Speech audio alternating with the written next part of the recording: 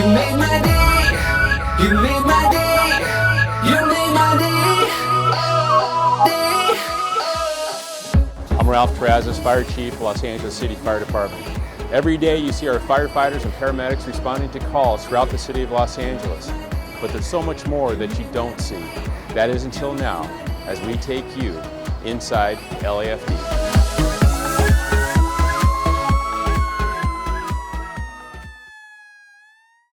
I'd love to hear the engine start.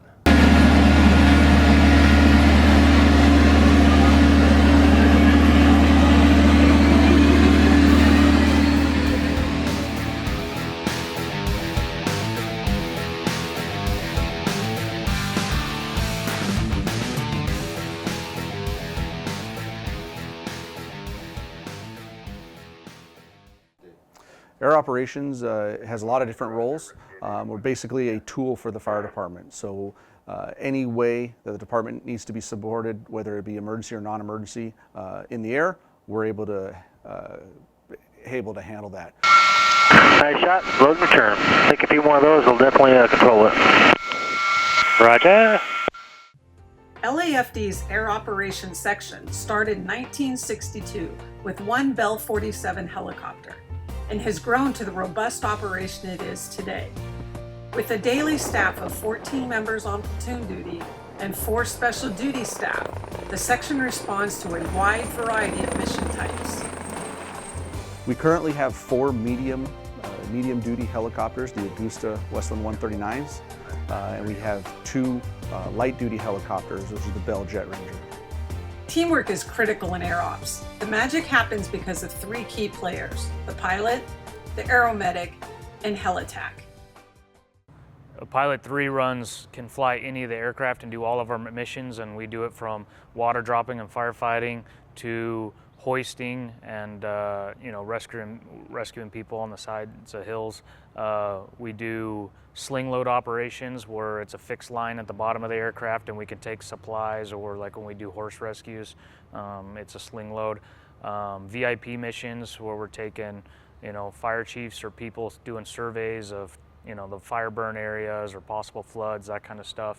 Teamwork is a lot like the rest of the fire department, but it's a whole different dynamic, kind of a twist on it. Basically everybody in the helicopter, from the pilots to the aeromedics or the helitac members over at 90s coming over, they're all equal and all have the same amount of pull or say for all the missions. So really we're all working as a team in different aspects of what we're doing, and everybody has a say in a go or no-go situation. Everybody's just important to look out for other aircraft or safety things, and we all work together. There's a lot of dynamic different things put together to make the mission even possible. As an aeromedic here at Air Operations, our job is to help and actually rescue our citizens of Los Angeles that go hiking and mountain bike riding up in our surrounding hills.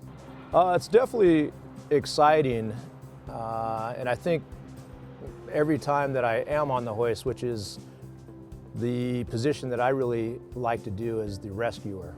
And I figure as a firefighter medic and being the aeromedic, that's what I'm here to do. So I like getting on the hook, and it's just an exciting feeling. It's definitely exhilarating, and there's so much, the downwash and everything else going on around you.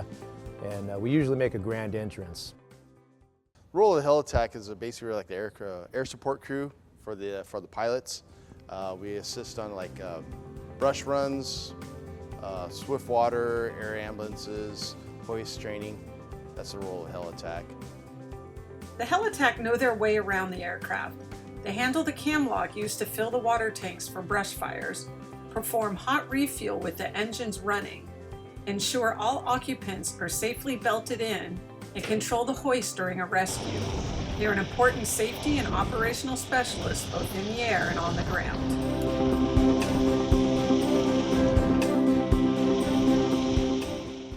While the training program for aeromedic and helitac certification is extensive, becoming a mission-ready Pilot 3 takes about 4.5 years.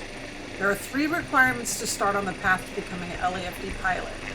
4 years as a LAFD firefighter, 100 hours flying helicopters, and a private pilot license. Once a candidate successfully completes the interview process, they attend the LAPD's flight training at Hooper Heliport, which is about a 6 to 8 month process.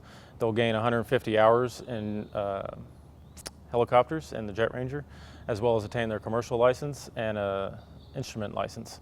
We'll then receive them over on our side to start our 200-hour training program. After completing the Pilot 2 training, they are sent to Augusta Westland School to gain certification for flying medium helicopters. When a member is fully capable to fly both helicopter platforms on every type of mission, they are promoted to Pilot 3. The Augusta Westland 139s are the workhorses of Air Ops. These advanced aircraft require a skilled pilot, and look at the cockpit and you'll see why. All right, so this is the cockpit of our Augusta 139s. As you can see, they're pretty involved here. A lot of buttons on the panels, a lot of just familiarization we have to train with. Takes a lot of time. Basic controls all helicopters have. You've got your cyclic here, which is going to move us on our vertical and lateral planes. We've got our collective, which is basically our power. And as we request more power from it, it adjusts the throttle as well. So we're never adjusting the throttle manually except for in an emergency. And then we've got the pedals, which turns the aircraft right and left along the yaw axis. As you can see, we're digital up on the panel with our 4 screens, and everything's monitored digitally. And then all these buttons have different things, from controlling the lighting in here and the lighting on the background of the cockpit at night, to our night sun controller doing a night sun operation for ground units, to emergency operations, our hoist, fuel valves, our engine starting, a little bit of everything. So up here we have our engine control levers, which we can manually control the engine in case of an emergency and our governor is not working, or shut off the fuel. We've got things such as a rotor brake, miscellaneous light switches, our full electrical panel up here. Then as you can see from here all the way back, we have our circuit breaker board, which are pop circuit breakers. Movements on the cyclic on the helicopter, which is the main control we're using to fly the aircraft. Primarily, a lot of people think we're making real big movements up here, and though it's capable of these movements, like I was talking about earlier, we like to make them in smaller, smoother, because it really shows to the guys in the back and how smooth you're flying. So just an example, I fly with just a couple fingers, usually just 2 fingers, and rest my hand on my leg, and we're just doing movements about that much for a majority of the flying.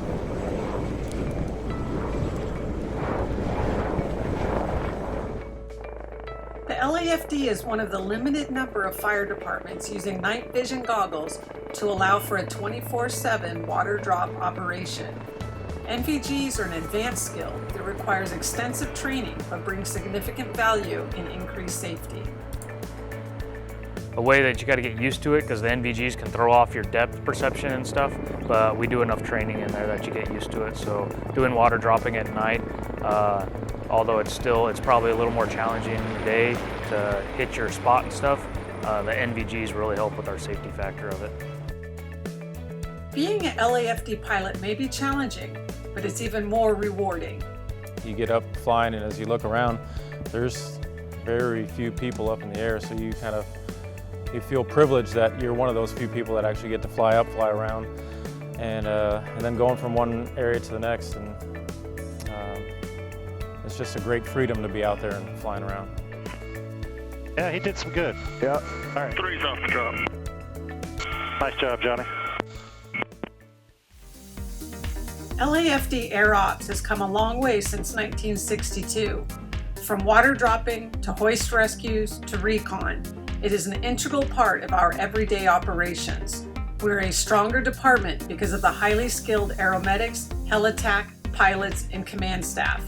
Their teamwork and professionalism are unmatched. It is a proud tradition, and they carry it with them into the sky each and every day.